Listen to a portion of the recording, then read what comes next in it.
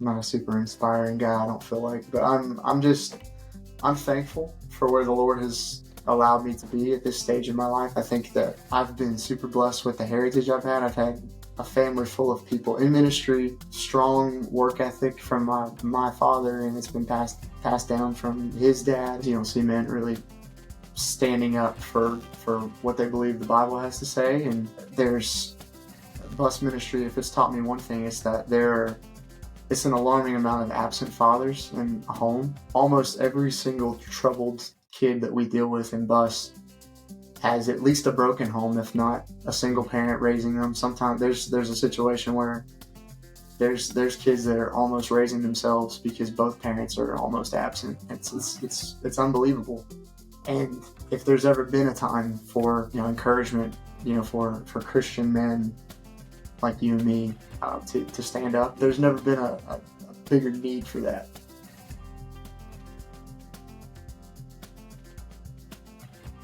Welcome to 3H. Today we've got Jayman with us. I met Jayman, would have been a few years ago. My wife is best friends with Natalie. Natalie's sister's Kelsey, and Kelsey's married to Jayman. So that's kind of the connection there. But pretty much the interactions that we've had always seem to have a good connection, although not a whole lot of opportunities.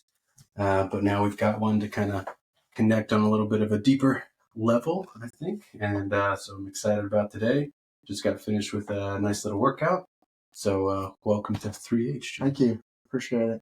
We're certainly glad to have you here. And since we are both on a time crunch because the ladies are waiting for us, we're going to hop right into things. Let's do it. So before we kind of get too far in, I've been told, and it's come up on multiple occasions, you got a little side hustle of doing some shoes. So tell us, how that started. Why shoes?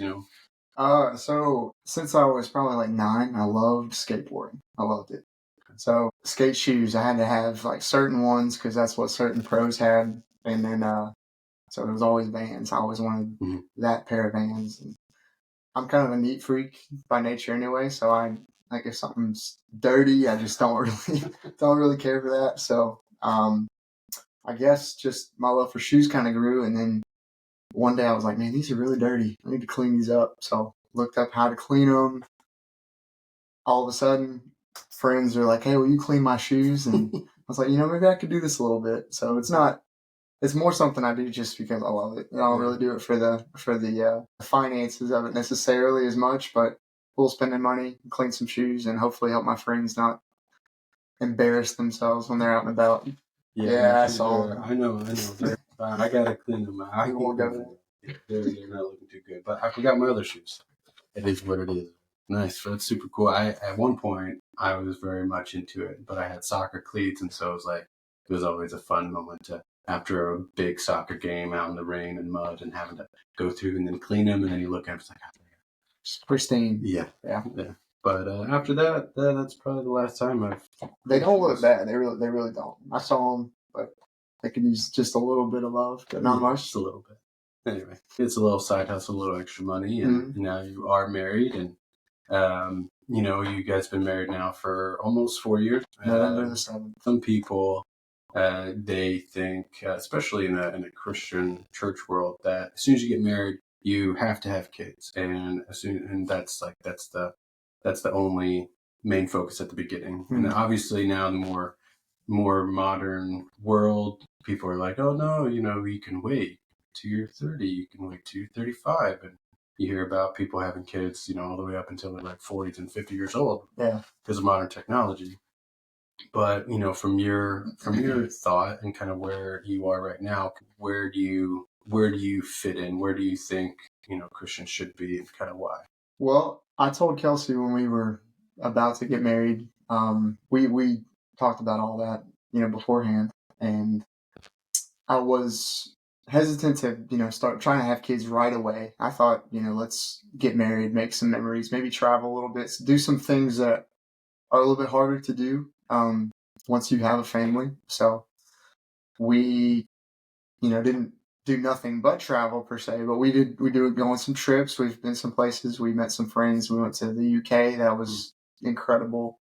Went to a few places like New York, and almost been able to do a family trip every year, which has been really cool. So I think at first someone, I forget who it was, but a friend of mine before we got married encouraged me to try to make some memories before you have a family, because you're looking at maybe 18 to 20 years before you can really just be independent again. So he was highly recommending that I think about doing some things that you can do when it's a little bit easier before you have a family. But you're right that we do live in an age where it used to be you get married, you have a family immediately. And in the Christian world, as well as I think the secular world too, that was just it's kind of a foreign concept now. People are like getting married a lot later, starting a family obviously a lot later. So I don't know that, because I have friends that similar, they got married like around the age that we did, and they're in the same boat. I have friends that got married at 20 and they had kids the next year. So I think it really just has to be something that you guys talk about beforehand. A couple needs to just have those conversations about what they're expecting for a family beforehand, and if they want to wait, if they want to have a family right away. I think that ultimately all that stuff's kind of in the Lord's hand and His timing. I know that we've had some I don't want to say light complications necessarily, but we're in the process of trying to have a family, and we are we have not yet started our family yet. So we're just kind of in that stage right now. Yeah. I feel like we're ready at this point, so we're kind of just waiting on the Lord for that time, the green light. So we're kind of in that stage. But I think that it's really just important that a couple discuss what they want, what they expect, kind of like what we talked about earlier in the call, just being really open about that. Because you obviously, I don't know if you've ever had a mother-in-law that was pressuring for grandkids, or a mom. Mom did. I would say my mom did fairly well in that aspect. That's good. So we were lucky there. But do you think that timing had anything to do with the complications that you've been having, or do you think they would have happened whether you guys started trying a lot earlier, or do you think they're separate issues? I don't know that they're necessarily separate issues. I just know that for us, this has actually been a very, I say, expensive year. My car died in January, which was great. So we dipped into savings to get a car, and then our AC went out in the house this summer in July, which was great. And then water heater blew. So I told you about that. It was just it's an expensive year, and I think even though right now it can be lightly frustrating that we haven't started our family yet. I think the Lord knew that this year had a few issues up its sleeve, so we're none of this caught Him by surprise. So trying to keep that in the forefront of our mind. That's for sure. Is there anything that you're doing right now to kind of prepare yourself for fatherhood, or is this life as normal, and then whenever you find out at some point, then you'll start preparing? I don't know. I hope that I will. I don't know if I'll ever just be ready. I was telling Kelsey, one of my friends said that before we got married, I was like, well, I don't know. I'd like to save up a little more. And they're like, look, man, if you're going to wait till you have enough money to get married, you're never going to get married. So he said, just jump in. Similar boat, I think, just a little bit different.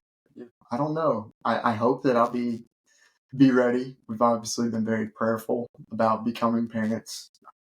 I don't know exactly what that looks like. I think maybe some of it you learn as you go. And that opportunity comes, and it may be it's kind of a scary thing for me to think about. I hope that I just want to be a really good dad. I really, really just want to be a good dad.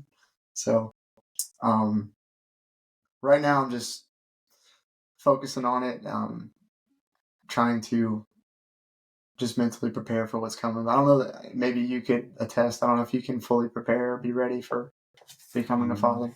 No, I mean, I think there are things in life that'll certainly help in that process, and you've got lots of kids around you already, which are, I would say, preparing you in one way or another for what that looks like, and you get to talk with other parents, and it may not be a purposeful like, hey, tell me how to be a dad, but you're interacting and you're a part of it. So think that alone is great. That some people, they either don't have any kids around them, they're not involved in anything at their church that is around kids, and maybe they don't even have good role models in which they can even ask about. So they're kind of stuck in this boat, and so they really don't feel ready. And so I think that's definitely a boat that people fall in. Kind of to go back a little bit. You'd mentioned obviously a little complication. I was talking with your mom a little bit too, and it sounds like there are a couple other people within your, I guess, group of friends, family that are in a similar boat. Similar ages, but similar situation and some kind of complications. She didn't go into detail, so I don't know if they're connected in any way. But do you have any thoughts on why it seems that two other people that are in the same boat? I don't know exactly why. I know that one thing that's been just incredible about that, especially for Kelsey, I think as the guy, I can kind of know what's going on, but not be able to like emotionally really understand the way that it affects her. Yeah. I tried to be, a good listener, try to be supportive of her because I know this is a very hard time, to wrap your head around there being an outside issue that you're not expecting. But what's been great is that two of her just closest friends in the world also are experiencing something very similar. And while there's definitely, questions and wondering why this is happening to me and why it seems that other people are not having this issue, whether that be just strictly health reasons or whether it be just things that you can't control. I know that for Kelsey, it's been unbelievable to have some friends in the same boat. It's a way for them to all just really feel like somebody understands what it feels like, what it's like to go through that. So I know that I don't think it would have been up to this point nearly as easy for Kelsey were it not for close friends that understand like where she's coming from, what she's going through. So it's been very, very helpful to have people that understand for her. Like you said, the men, it's hard for us to connect in that emotional way. Obviously, it's not.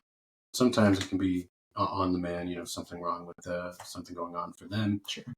But it's obviously not the same, for us, and even to connect emotionally. But that doesn't mean that we necessarily aren't feeling something from it.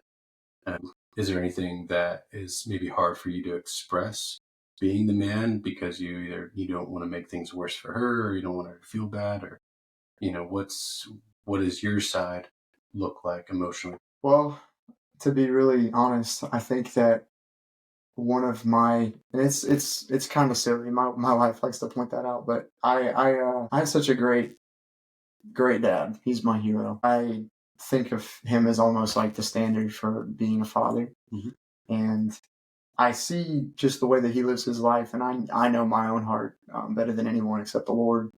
It can be hard sometimes. I'm thinking, man, I worry, will I be as good a dad as he was to me? Or, the pressure of, if Kelsey's not working, then, it'll be on me financially to support us more so. If she's at home, when we have kids, Lord willing, I'd like her to be able to be home if she wishes to be. So the pressure of providing, the pressure of hopefully being that spiritual leader of the home that my dad was for me. I think that it sounds a little interesting, but maybe us not having kids up to this point in a way is relieving to me, just that I have time to prepare. And that's where it's hard because emotionally I want to support her and we are ready, I would say, to have children. But the way that she processes her journey so far and, the way I process it is differently for sure. So I've rested knowing that the Lord knows the timing of it all, I guess. If any struggle on my part would just be, I wonder if I'm prepared spiritually and in every way to be a dad. So, like I said, relieving in the sense that I maybe have a little time to try to work on myself spiritually and as a husband before I become a father.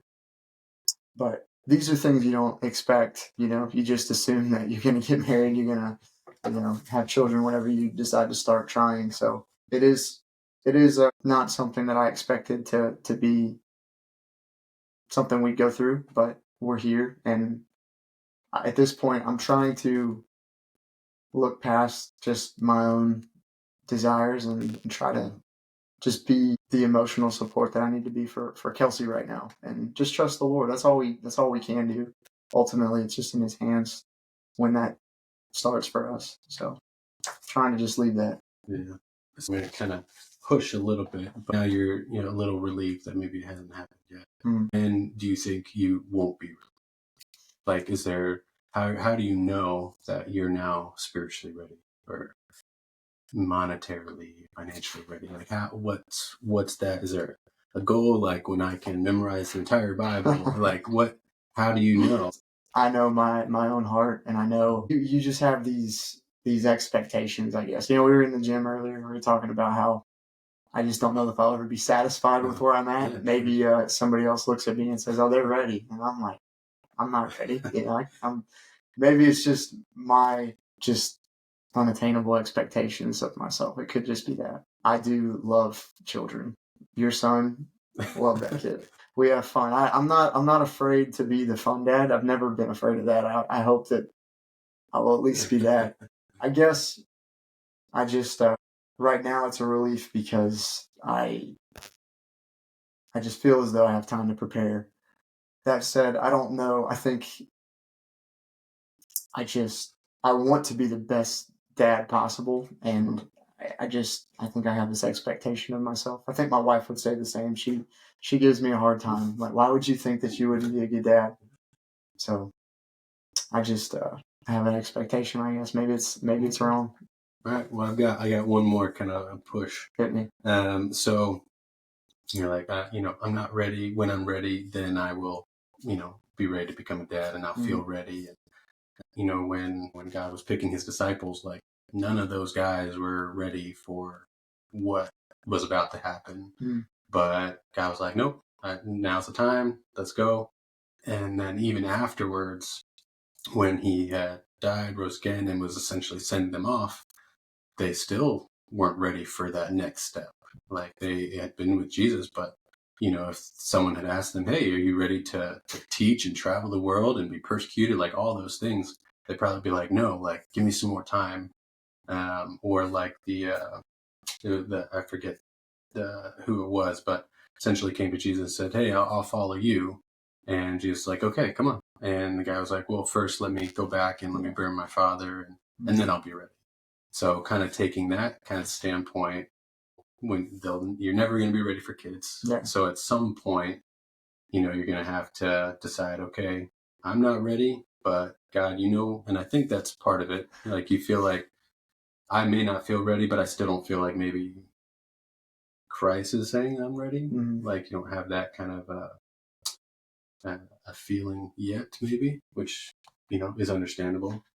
Humanly speaking, I think it's just we like to hold on to the reins and we say, Lord, here's everything, but let me just keep this. Let me be in control of this. You can have other stuff, but let me hold on to this. And I think it's probably more so just the part of me that I'm a very goal oriented person. I'm a very I'm a planner to a pretty good extent. Yeah.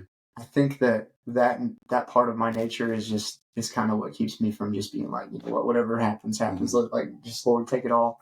I think that's probably a little bit more what's going on. It's just something that I battle with. It's just really letting go of the reins completely. Like, here's 99%. Which it's crazy. I was listening to, I forget who it was, some billionaire, does talk shows, whatever. But he was talking about how the people that think everything through, the people that I need to be ready, I need to have my finances in order, I don't want to bring my kids, some people on the other side are like, I don't want to bring my kids in because this world is crazy. Or I want to have all these things. I want to prepare. Yeah. And they're the ones that end up having, maybe one kid or two kids. And then they stop because they're like, well, if I have more, I don't know if I can support them financially. But his whole point was the people that are planners and are actually thinking about this stuff are the people that should be having 5, 6, 7 kids, because those are the parents that truly are thinking about their kids versus the people that are just like, pop one out. I guess we'll have a kid, sure, whatever. 5, 6, 7, and then before you know it, they're not truly parenting. They're just having kids and Yeah. that's it. They're not thinking about it. So That's an interesting thought. I never really looked at it that way. you think about, people that you really respect. And like I would say, I think you guys should have as many kids as you can.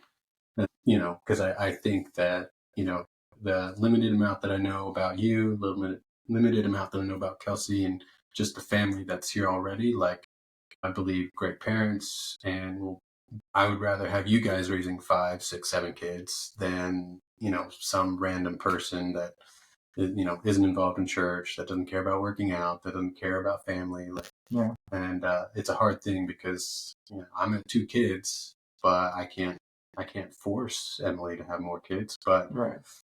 do I think we should have more kids? From that standpoint, yeah, I think we should. But that's another conversation for another day. Yeah. Um, I appreciate that. Thank you for saying that. That's nice of you to say. We do have, I'm biased, but a very awesome support group for sure. So we're blessed. I can agree with that because I'm not even here, and Emily's always talking about you guys. So I think it's awesome. I was kind of jumping in, we talked about faith, a little bit, and through all this, and tell me a little bit about your role right now in church. Like, what are you doing? I know Emily's mentioned you volunteer in a couple different facets of the church. So tell us a little bit about Sure. Oh, I work full time for a company, so just 40 hours, 7:30, 4:30. So all of my ministry is volunteer. I'm not a paid staff member or anything like that. So it's all volunteer, but I am involved a little bit with music. I'm not crazy musically talented. Yes, no, this is most of this is hers. My wife's the pianist. But she's also does violin. She teaches piano and violin, so she's the real deal. I took a few lessons of guitar, and I know enough to just play some hymns while we're playing or play whatever we're playing. So I play guitar. I kind of, if you want to call head up the guitar, we have a few teenagers that help as well. So I say head up because I'm the one that has the iPad that you can set up all the music and stuff. But I do that. Natalie, Emily's best friend, she is, I guess, our bus captain of our bus route. So we have several different buses and vans that kind of just minister to the community. We go pick them up, bring them to church on Wednesdays, Sundays, special events sometimes. So she really heads that up. Her and Kelsey were on that route before I even knew them, before me and Kelsey met. But I was involved at my previous church. We had a big bus ministry as well. So I've been doing bus route for 11 years, 12 years, something like that. It's been a while. I've been doing it. So I'm a big fan of that. So I get to help her on that route. We have a pretty big route, probably the bigger one of some of the other parts of the community. So we have a lot of kids that come through. So I'm involved in that. Being the son-in-law of the pastor, there's a lot of things that I'm involved in, but I love it. Music and bus are kind of like the main ones, but we have a church that's just absolutely full of volunteers for anything and everything, food ministry, shut-ins, all kinds of stuff. So it's awesome to be able to be a part of so much. VBS, I told you about our drive-through, Christmas and nativity. So we have, for a small church, we do a lot of things, and we're a very high participation rate. So it's just fun to jump in and serve. About how big is your church? I'd say Sunday morning crowd probably in the neighborhood of 150, 200, something like that on a big day. Sunday night a little bit less, Wednesday night a little bit less, but yeah, it's not a huge church at all, but it's we pack it out as best we can. That sounds like it. So you said you have a lot of volunteers. Mm-hmm. Would you, kind of the age range of the church, if you had like a percentage of, this percentage is this age, and you have an idea? For a small church, the church I went to previously in Tennessee, much bigger church, membership of a couple thousand, honestly. It's a big church. Even that church didn't have it, I feel like, as big of a 20s to 30s group of like married people, even some single people as well. But I think that's probably one of the coolest parts to me about our church is it's so often you don't really see a lot of that age group really involved. I feel like we're very well represented at our church. Children are always going to be the focus. Children, teens, that's where the future of our faith is really going to be found. Trying to reach that next generation. We are blessed with pretty much I feel like a good representation from pretty much every age, from newborn, nursery age, really young teenagers, 20s, 30s, 40s, all the way up to, you know, pastor's dad is in his mid 80s and going strong. So we got it all. Yeah, I mean, that's fantastic. And obviously, this church has been around for a while. How you view success in that church, and maybe how the church may view success. I don't know. I think they're separate, but maybe. Okay. I think that it's really telling of a church if they are prioritizing outreach with the intent of, people coming to know Jesus through the church. That's what we're called to do, is just tell others about Jesus and, bring them in the word and, let the Holy Spirit work on their hearts. But our church has just got such a focus of outreach, whether that be through bus or other ministries. Food ministry is a doorway to hopefully help people come through and make them aware of our church. We're very missions minded. We have a lot of missionaries that we support. We take a few missions trips a year, whether that be literally just our church or just some of our church go with a couple of the groups. And I just think that the goal is outreach. We're just trying to make a difference in our community as best as we can. The greatest telling sign of a church that's dying is really just no young people. I know a lot of churches, it seems like they call it just a lot of gray heads. I've heard that said. And well, I think that's great. I think that if you don't have anybody else, any young people coming up, trying to teach them to be the next people to fill roles in the church, then I just think that's kind of a telling sign that maybe a church is kind of on its way out, which is, certainly not what we want. Yeah. Is there, I don't want to say competition, but, we're obviously still in the Bible Belt. Sure. So how do you view, driving, a few minutes down the road and seeing another church? Why don't more churches come together? At least, I don't know if you have any thoughts. Well, we don't have to drive far, like you said. We drive a couple minutes and we're passing a few. So we recently did a little community fall festival with a few different churches. They had reached out, basically seeing kind of the things that we've done in the community, and they wanted to kind of have a joint effort day for like a fall festival. So I think it really just comes down to just people that say this is important to us as a church, as an individual that wants to reach the lost, to get involved, and to whether that be bus ministry or be whatever it is, whatever you're doing to try to reach a lost community around you.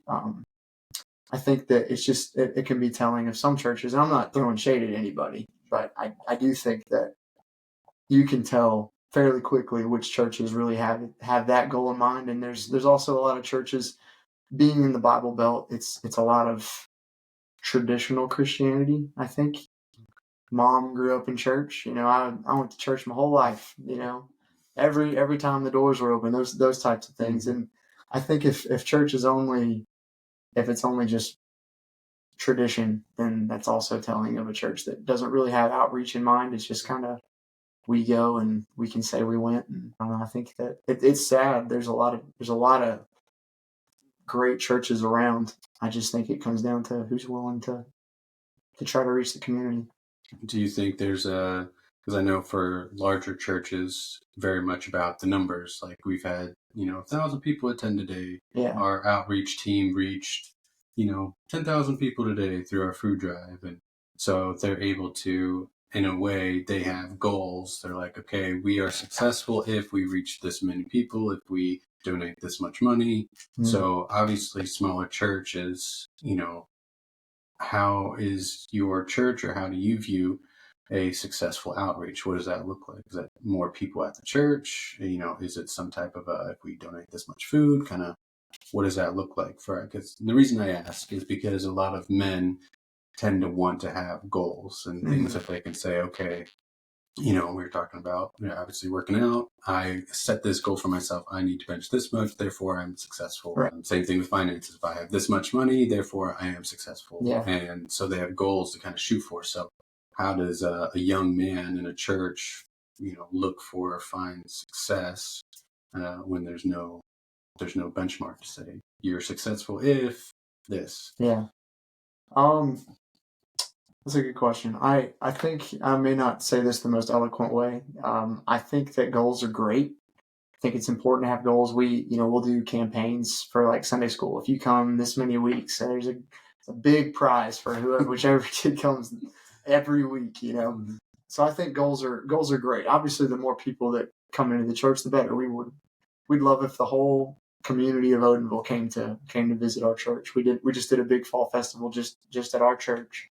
A lot of people came through. We're prepping for this drive through Christmas. We have a goal. The first year we did it 2 years ago, we had about 700 something people come through. Last year we had like 900 and something. So this year we're like, let's see if we can get 1,000. Let's see if we can get 1,000 people here. But I think I can speak on behalf of our church that our really the only goal, the Great Commission, is just to see souls come to Jesus. And we had, I believe, one teen boy get saved last year for the weeks and like hours and hours of process with the drive through Christmas, getting it set up. And we had one teen, I believe, come to know Jesus, and we were all ecstatic about it. The value of just that one soul that's been found. So I think that those kind of goals are great as long as they don't pull you away from the main focus. Because I do know a lot of people that, are all about the numbers, and we had this many people get saved and this many people get baptized. And while those are great things, it's not the beauty of it's not really in the numbers. It's just the effort. And if we see someone come to know the Lord, then that's all we want, whatever, all the other goals kind of just become obsolete, I guess. Yeah. I've been hearing more and more.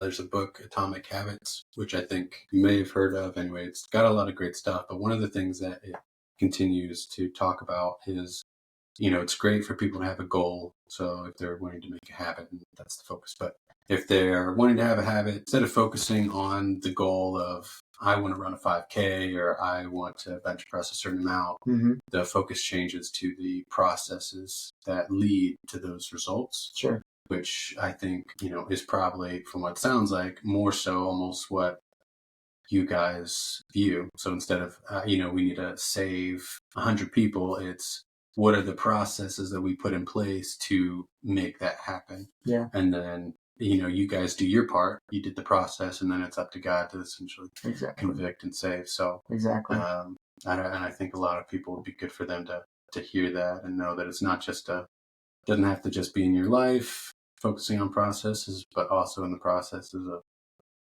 leading people to Christ. So I think that's awesome. Was there any major differences that you see that maybe larger churches do well versus smaller churches maybe do this better? Where do you think Christ or the most growth happens as far as, like you said, the Great Commission?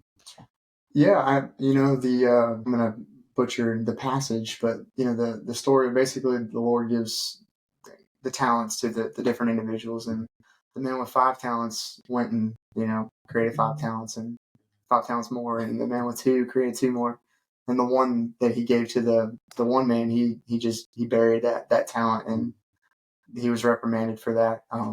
Called him an unfaithful steward. I don't think the size of a church really matters. The church that I went to, it was much larger. Like I said, they had thousands of members. Their bus fleet, really, of school buses that went all over Knoxville, Tennessee. Great ministry. Very thankful for that ministry. Most of the things that I have learned about bus and service just as a volunteer, I learned there, and I'm very, very thankful for that place.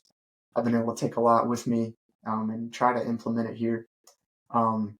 As long as the goal of just reaching the lost is the same, I don't think the size matters. I think that in a big church, it's easy to feel a little bit lost. Like you don't really have a place to serve, or maybe that there's so many people. Like, do they really need me in that regard? Whatever it is. So, a bus meeting. We'd have a weekly bus meeting at that church before we would go out. There'd be hundreds of people in there, all on different routes, about to go visit and check on the regulars, maybe knock a few new doors, see if we can get some new riders. So the nice thing I would say about being in a small church is maybe it feels a little bit more personal. In a way, you get to spend a little bit more one-on-one time with people. It feels like a little more personal, maybe, but some people are kind of scared to go to a big church. It feels a little overwhelming. Talked to a lot of people that really like that our church is a little smaller compared to some of the big ones around. But as far as service, I've really just tried to jump in wherever I can. I don't really, when you ask me like what I do, I feel like I probably get seen the most playing guitar or like on a bus, but I just, if nothing else is said about me, I want to be known as that guy that just showed up and was there, was faithful. Yeah, just willing to do whatever, whatever it is. If there's something I can do, I'd like to do it. And even in that big church, I was able to do that. You still need people that are going to show up, and there may be a lot of volunteers, but you can just still do your part in any way you can and try to have a good attitude. And you're working with kids. Sometimes all you need is an energetic body to be able to do it. So, but yeah, there's definitely some differences, but I've enjoyed both. I'm a social person, so big crowd doesn't really bother me. It does bother some. Yeah, I can see that. Yeah, I'm probably fit in that category. I like the small stuff like this. You have a career at the moment, thoughts of starting a family. So what does Jayman in 5 years look like? The 5-year plan question. It's a good one. Well, I mentioned earlier to you that I've shown some interest in some potential side hustle. A friend of mine does a lot of online marketing, and he's able to do that as a profession, but also in his free time. And it's funny because I was interested in that before I knew him, and then I met him, and he started coming to our church, and casually I just asked him, what do you do? And he told me he did that exact thing that I've shown a little interest in, seen some videos on. So I would really like to see that kind of just become something I do, if nothing else on the side. As far as my job, I'm very thankful for it. I was going to move here, and I was very uncertain what I was going to be doing. I worked with my dad in Tennessee, and I was leaving to come live here. Didn't have a specific place lined up to work, and on our church, actually, there was a position open at the company that he worked at, and that's where I'm at now. Potential growth there, so thankful for that. As far as starting a family, I moved my whole life pretty much. I was born in Maryland, lived in Alabama for 7 years, moved to Washington State, lived there for 8 years, moved to Tennessee, lived there for 12 years. Now I've been here for like 4, so I was really ready to just stay in one place. I know you know what travel is like, just kind of uprooting and going to a new place. Kelsey's family, and I call them my family too, they're just incredible. Most of them live in this area, and they're a very tight-knit group. So I know that our kids and of course us just love the family dynamic. So I hope that in 5 years, no matter what I'm doing profession, whether it be full-time what I'm doing now, anything else, something on the side, unless the Lord were to prompt us to do something different, I just want to continue serving in any capacity here, just as a volunteer at our church. And, even if it looks almost exactly the same as it does now, I think I'm okay with that. Okay. Yeah. That's awesome. We're getting towards the end here of our time. Because again, ladies are waiting for us, but lunch is important. Lunch is very important. I'm starting to feel it. But any tips on balancing personal projects like the home renovations that you had, a little bit with your job hustle or your side hustle with the shoes, also ministry, and also spending time just one-on-one with you and Kelsey. Yeah. So any advice come in on that? Well, my wife is a real introvert by nature. She's getting better. I think I'm bringing a little bit of that extrovertedness out of her slightly. That's good. but she would love to work alone and come home and sit on the couch and read or whatever. She's okay being by herself. She also does, like I said, she's done pretty well in the social aspect, but she's just as involved, if not more involved, than I am at church when I'm not working. I feel our neighbors, both sides, they make so much fun of us all the time. They act like the world's coming to an end if they ever see us together, because sometimes we're just never like showing up at the house at the same time. We always come different. We leave different times. So we are at the current moment really happy with just our level of, just being able to be involved at church and our work. And I think that the home renovations is something that I think she would like to see a little more progress in, maybe. But as far as the balance of it all, I think you have to try to kind of decide as a couple the most important things. What things need to be nourished in your marriage, in your life? What things are important to you? And maybe some of the other things can kind of be a little less of a priority. So we've really prioritized, obviously our jobs, pay the bills, but we are very active at our church, I say. And don't get me wrong, we are active. We are just some of the active people. Our church is so full of volunteers, at all times. You almost have 100% participation rate. It feels that way. That's pretty rare. So we love that. But as far as balance, I think that there are moments where we can go and have to crash just because you're just, I got nothing left in the tank. And we're young. I think that we can kind of get away with that. Sometimes I can kind of push the boundary on that. I'm a very social guy, but you do have to sometimes just stop and say, you know what, this is an opportunity for someone else to maybe do something. We don't have to necessarily be at every single thing. We once we were like, when's the last time we had just a straight up date night? We went out on a date and I was like, man, this is nice. We should do this more. So I don't know that I'm necessarily the best person to ask about how to balance, but I do think that you have to just kind of examine where you're at and just say, maybe we set aside some time. Like we like I said, Monday nights is a night we're able to spend time here at home. Not usually anything going on. Evenings are usually our friend for that. So we may not be the best example, but I think you just have to decide what's important, and then other things work around that. And then sometimes you just have to say no. Especially without kids, it's really easy to get on kind of that work, church, and then if you see each other a little bit, then it's okay. But eventually, when you have kids, now you have got another priority. So then that time that you had with each other is now less than you had before. Something that I think about a lot is, who are the people that you want to give 100% of you to?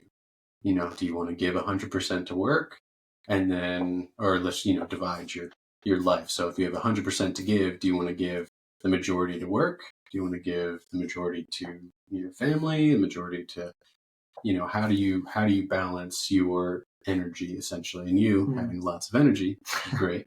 So hopefully that continues on for a while. But how do you divvy up your energy, and where's the priority lie? And I think with kids, that'll be another conversation. I'm sure that if you ask me later on, I'm gonna say maybe a slightly different answer. Maybe in 5 years we'll sit down again and I'll ask you the same question. We'll see if anything changed. But is there anything else, any other closing words or advice you'd like to pass on to the guys? And let's listen. Let's see. I'm not a super inspiring guy, I don't feel like, but I'm thankful for where the Lord has allowed me to be at this stage in my life. I think that I've been super blessed with the heritage I've had. I've had a family full of people in ministry, strong work ethic from my father, and it's been passed down from his dad. And I'm very thankful for the opportunity to be a Christian man in this day and age in which we live. I think that it's becoming kind of a thing you don't see as much of these days. You don't see men really standing up for what they believe the Bible has to say. And there's bus ministry, if it's taught me one thing, it's that it's an alarming amount of absent fathers in a home. Almost every single troubled kid that we deal with in bus has at least a broken home, if not a single parent raising them. Sometimes there's a situation where there's kids that are almost raising themselves because both parents are almost absent. It's unbelievable. And if there's ever been a time for encouragement, for Christian men like you and me to stand up, and I think what you're doing here is great. I've seen that you've been interviewing some friends, some people in your life, your grandparents, and if there's ever been a time to be a bold Christian man, stand up and to you know create a hopefully good example of what it means to be spiritual, to follow the Lord, but to have a strong work ethic and to just sometimes just grit and go. I think that there's never been a bigger need for that. I'm just thankful for I'm thankful for my family, for my wife, thankful that the Lord saved my soul, and that I have the opportunity to get to serve and do what I love with the people that I love. I'm very, very thankful for that. I don't take that for granted. Well, thank you, Jayman. I appreciate the time, and maybe one day we'll have you back, or I'll come back, I guess. And Maybe we'll come see you. yeah, there you go. Even better. But thanks for joining us, and we'll catch you next time.